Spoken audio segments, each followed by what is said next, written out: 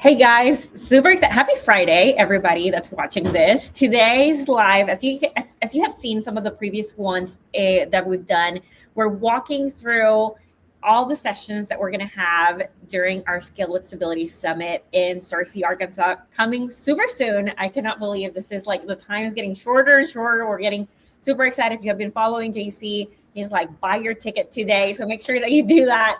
But today I'm really excited because especially today's live, focusing on the business owner who feels like there's never enough time. How many of us feel that all, the time? I feel like, right? Like 100%. There's so many things that we want to achieve. There are so many things that we want to accomplish during the day, and there's never enough time.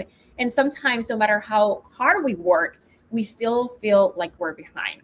At Scale with Stability, we definitely believe that growth should not cost you your faith, your family, your health, and your peace. And the first thing that we start doing when we feel that friction between the growth that we want to have and the time allocated in the day is we try to put away the things that we feel like we can leave for another day, right? And most of the times that tends to be our health, our family, our faith, ourselves, right? And so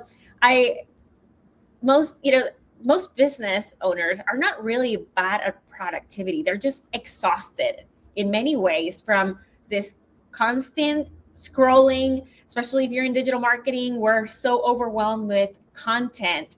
They're always on, but never fully present. And honestly, that's why I'm so excited for today's live, especially for Steve's session. So Steve, let me introduce you quickly, but I know that you're going to give us a little bit more context on your experience and what you have done. Steve is the founder of Vivid Image, a business coach with 30 years of experience helping founders cut through noise and execute what actually matters. You've coached hundreds of leaders, hosts the Remarkable podcast, serves as a senior consultant with Giant Worldwide. So many things that you have achieved. And your session at Scale with Stability is going to be how to be present and productive when there's never enough time. So Steve, let's first get started on why this topic. Why is this so important to you? I feel like anytime that we are focused on something, it comes from a personal experience. And I'm really curious on why do you feel like this is going to be something that at least a group of people at Scale with Stability need to hear? Well, thanks for having me. I'm really excited to be here. Yeah. I got passionate about leadership really about 10 years ago. I wanted to figure out how do you become a leader worth following? How do you build leaders worth following? And how do you create a culture that people really want to be a part of? And it came down to, I think culture is really created through the intentional use of language. And I know when people start at my company, there's the 5 gears. This is a language that people actually just get almost by osmosis because it's the language that's instilled in who we are. Karen, you ever study anthropology? No, but I love talking to Dr. Attaway. Yeah. He's an expert in that. But yeah, I haven't. In anthropology, they talk, there's this powerful idea that culture is shaped and it's really reinforced through shared language. So the words that we consistently use kind of create behaviors that we consistently see. So if your company constantly says, we're going to move fast and we're going to break things, well, you get speed, but you also get broken things. If your company says we're going to mitigate risk, you get stability, but often, slower innovation. So language really isn't decorative. It's more infrastructure. So I really believe if you want to scale with stability, you can't just scale systems. You got to scale the language inside the organization. So I think, as we go through this, what you're going to understand is we all have tendencies when it comes to being present and productive. And we're going to name some of those tendencies because some of those tendencies, they're minimizing your influence. And some of those tendencies, they're actually helping maximize your influence. I'm curious, as we're talking about how to be present and productive, those tend to be, I don't know, like polarities. Would you say that's polarity? Maybe not. I love that word. I know we've been talking about it for a little bit, but just like being present and productive. Sometimes as business owners, we feel like in order to be productive, we cannot be present in some of the things that we consider noise or distractions, right? So how do we go about that? How do we become this productive beings? And here, like the question, why don't productivity hacks fix that burnout that we're feeling long term as business owners? Because that is, I think, the biggest win that you can get in focusing on that intentionality in your time is allowing yourself to enjoy doing what you're doing today. Yeah. I think a lot of people, we're overproductive and we're underpresent. And then when you hear that, sometimes we think, okay, now we're guilty. We feel guilty being productive. Can we go into the framework? Is it okay Let's go. Yeah, let's go through that. Yeah. So one of the pieces of the framework is focus mode. Some people, focus mode is you're focused on one thing, time just flies by. I don't know, Karen, what does focus mode look like for you? For me, I think is when I have the time, and it's funny because depending on the type of activity that I need to do, sometimes I need complete silence, in order to focus. Sometimes I'm okay with like having some music, in the background. Like it really varies depending on the task that I need to do. So, with focus mode, some people, they're really good at getting into focus mode. You eliminate distractions, you shut the door. Yeah. What I found is, especially in my organization too, there's people that feel guilty when they shut the door. Yeah. Like it's not right. Well, if you're not getting stuff done, they also don't feel productive. Yeah.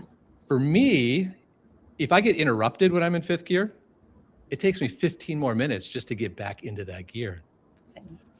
So part of it is looking at what does focus mode look like for you? How do you get into it? And how do you give people permission to be in that gear? Yeah. Now, the other gear is, task mode.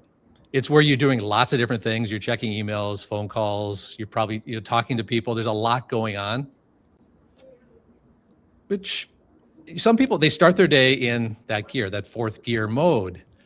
Problem with fourth gear is it becomes a habit, and you stay in fourth gear in the morning, and you end your day in fourth gear. I don't know if you ever went through a day and you said, "Oh my gosh, I was so busy, but I don't know what the heck I did." Yes, all the time. Like I feel like it's like, wait, what did I do? What did I accomplish today? And I'm like, I know that I did a lot. I know I was busy. Yeah.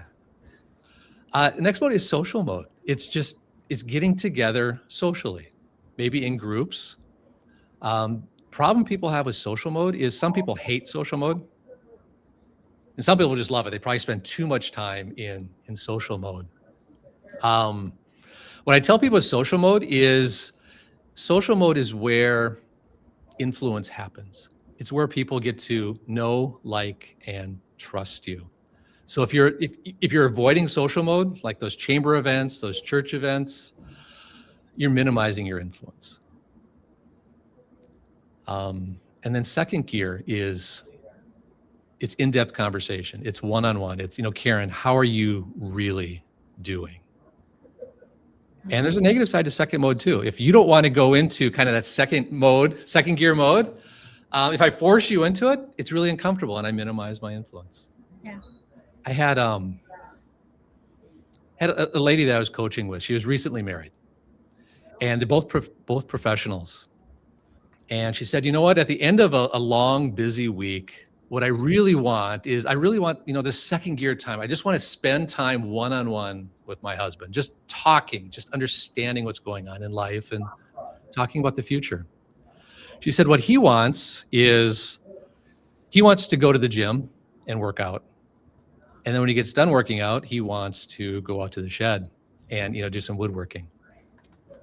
I said, "You know what? You're kind of disconnected. You want to connect. He wants to recharge." And the idea was, when the thing you want most from the person you want it the most from, when you don't get that, you start to disconnect. And it was really a warning for her that these unmet needs that she has in communication, if they're not going to be met, it's going to lead to a new norm. It's ultimately going to lead to bitterness and just settling. I said, "Do you want to settle in your marriage?" "No." "Well, then you need to have these conversations." And what a visual tool like the 5 gears gives us is it's not accusatory. It's saying, "You know what? I need second gear time." My daughter, when she was 8, I came home from work and I'm exhausted. And I just want to sit on the couch and I just wanted to watch TV. That's all I wanted. It was a really long day. And she comes up to me and she says, Daddy, what's more important? She holds up two fingers, me or the TV? I knew instantly what she meant. Connect. Yeah. That's so sweet. Well, I have a question. Okay. Sorry to interrupt you, but yeah. When we're going as business owners, right, as we're going through our days and understanding how, and maybe this is the next thing that you're about to explain, but I'm curious is how do we then segment our day so that way we can structure it in a way, and maybe it's not the day, maybe it's a week, to structure in a way where we're going from second gear to like fifth gear, like that might be really hard. I'm just thinking of driving a car, right? Like we just sort of have to go into like the different gears. Is that what you're thinking? I'm curious. Yeah, exactly. There's natural orders that your day has. I mean, when you wake up in the morning, you shouldn't be in fourth gear. And a lot of people, what we do is we go and we check our phone. That's the very first thing. Well, it puts you in fourth gear. It puts somebody else in charge of your agenda. Yeah. Wow. Just to finish the gear. So the last gear is first gear. And I think this is where a lot of business owners make a mistake. Is first gear is recharge mode. So Karen, at the end of a long day, or even in the middle of a long day, how do you recharge? What recharges your batteries? That's a great question. Normally for me, it's being able to just sit and quiet. I've found that I'm an introvert, so I really, that's when I get to recharge. Not talking to people, stop being around with people. I can fake that really well and be an extrovert. I think there's a way now that you call it intro extroverts. Yeah. But yeah, just spending time in silence. So it's understanding, how do you recharge? If you want to be the best leader to your people, the best leader to your family, you need to be the healthiest person in the room. And a lot of times we forget about that recharge time. So I like to, tell people every gear, every day, we need all 5 of those gears. And there's a natural order to it. And I cannot wait for people I'm really curious about your session, and how you're going to guide everybody through this framework, because I really feel like it's going to be an opportunity for people to like sit down, maybe for the first time this year, and just get the time to say, hey, like, am I actually using these gears in my day to day to allow me to be more present, to be more productive, or am I really allowing somebody else to have the control, right, of my life? As you're helping people, or as you're going to be helping people see their day at a glance, mm-hmm. What are some of the components that they need to be aware of in that decision making? Because everybody, I have JC, for example, and I'm just thinking visionary integrator, right? Like he gets, fulfilled by talking to people. And so like he might pick that, for the later part of his day to like end his day on a great note, where I prefer to have some of the conversations in the morning, because that's where I have the most energy. And that's where I can like push myself to be like super social. How are you helping them navigate that decision making in figuring this out? Oh, yeah. Everybody is unique. Yeah. The first thing we need to understand is, what are your tendencies around being present and productive? And you talk about JC, JC probably is really good at third gear time. It just gives him energy. It fills his soul. And there are gears that we all crave. I'd say JC probably really craves that third gear time. There are people that crave second gear time. I know in my team, there are people that crave that second gear time. They want to sit down one-on-one. Well, if I don't give them that time, they're kind of settling for the relationship they have with me. And I don't want anybody to settle. I have a question on the focus versus task gear there. Fifth and fourth. Yeah, the fifth and fourth. I feel like that could be really easy to merge or to confuse the fact that, because I could see somebody like waking up, going through their task list and just hammering down and feeling that they're like in the zone and that they're focused. Is that the same? Do you feel like that can be the same focus with task, or is that what do you feel like it's completely different? You're talking about journaling, are you talking about like sitting in silence? Tell me more about that. Let's say focus is really, you're focusing on one thing. Mhm. So you know that it's those times where, boy, time just flies by. I'll get into maybe a new AI tool and I'm just sitting there, just focused entirely on trying to learn how to use this tool, and time just flies by. That's focus mode. When you're done, you have you accomplish something. But the thing with focus mode is you can't just be in focus mode the entire day. Yeah. You are minimizing your influence. So, focus mode, I like to say is, 1 to 2 hours. Okay. Most people need that 1 to 2 hours of just focus time to get things done. So in my organization, Vivid Image, we have visual tools. So in Slack, there's a 5-gear sign. It means you don't interrupt people. We have signs we put up on our doors, whether we're in 5th gear or 4th gear. So there's this visual tool, and it's making sure we're in the right gear at the right time. We're kind of a hybrid, so remote and in the office. So during our meetings that we have, we try and stay focused on our meetings, but there's always time for 3rd gear. We never, because we're remote and we don't see each other, we make sure that there's always time in every meeting for 3rd gear time. Oh, I like that. That's a really great recommendation, especially for most businesses today, are having some type of a hybrid, especially after COVID. As you were talking about this, Steve, I'm curious on how you feel about the concept of multitasking. How does that come into play? Is that something you're like, no, like that doesn't exist? Like that is actually, detractor of all of this that we're trying to achieve? Or do you like in any of like the moments in the day, there's an opportunity to have a shift in those gears? I think multitasking is one of the reasons you go home at night and you're exhausted, and your kids get the leftovers of your energy. Yes. But I'll share an example. I have a great employee. She started with me 15 years ago. Wow. And when she started, she would come in every morning, and I'm behind my laptop and I'm working. And she would come in and she would want to talk about her day, what happened yesterday and all these things, because she was really passionate about what she did. She was in CrossFit and she loved to talk about CrossFit.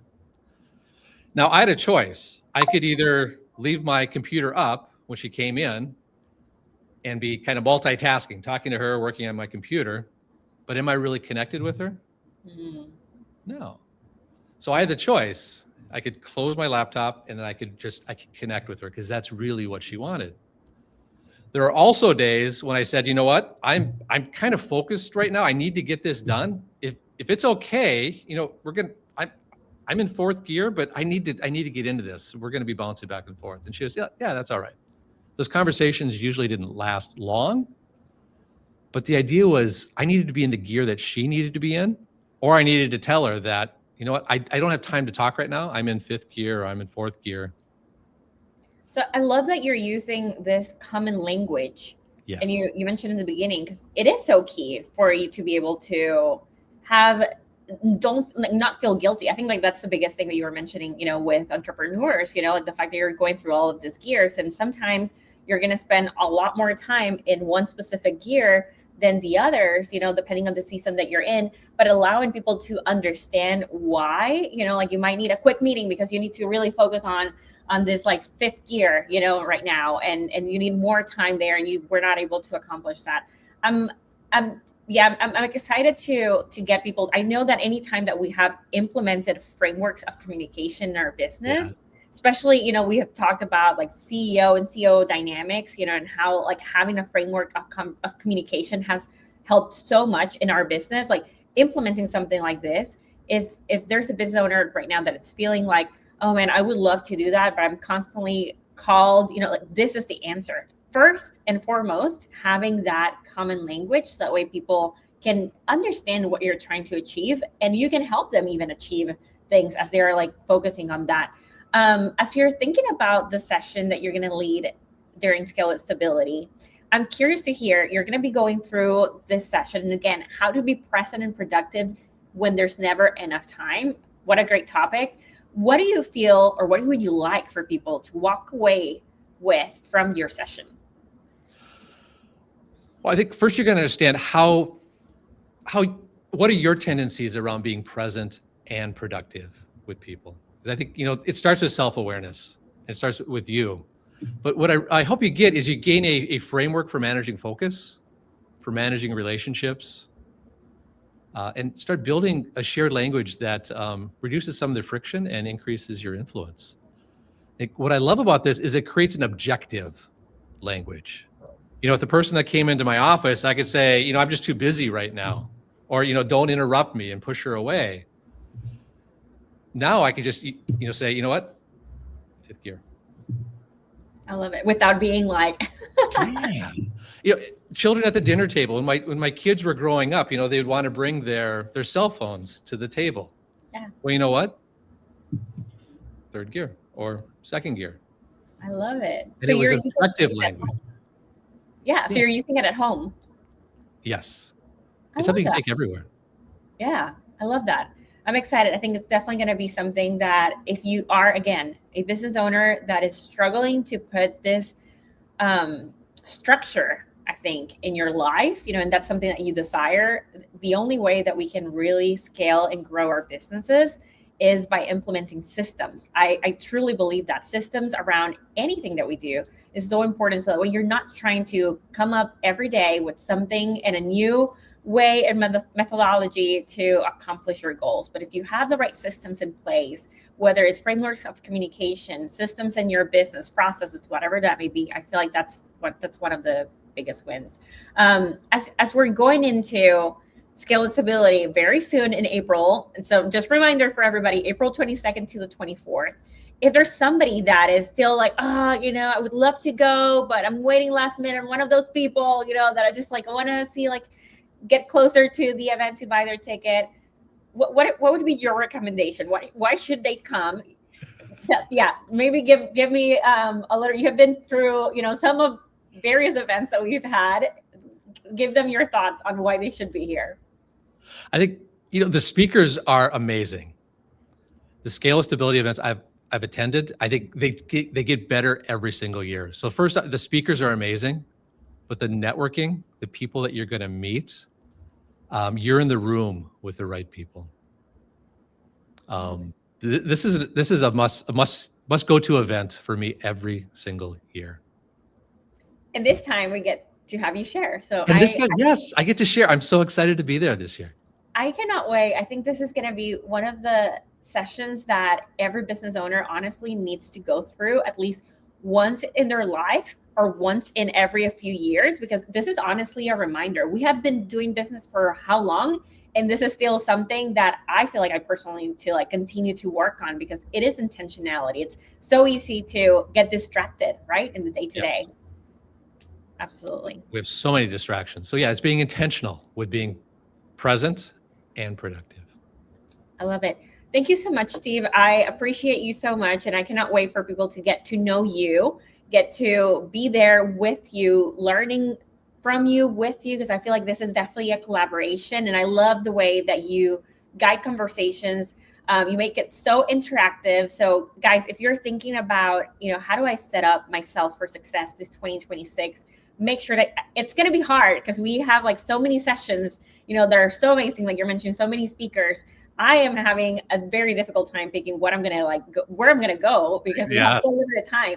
And every time that I'm having this interviews, I'm always like, man, how awesome would it be to just be in that room, just listening, having just a time, to think, to go through, navigate, some of the stuff, to go back to our businesses after the event and really focus on the growth that we want to have this year. So I appreciate you so much. Thank you for making this happen and being part of this, because honestly, we couldn't do it without you.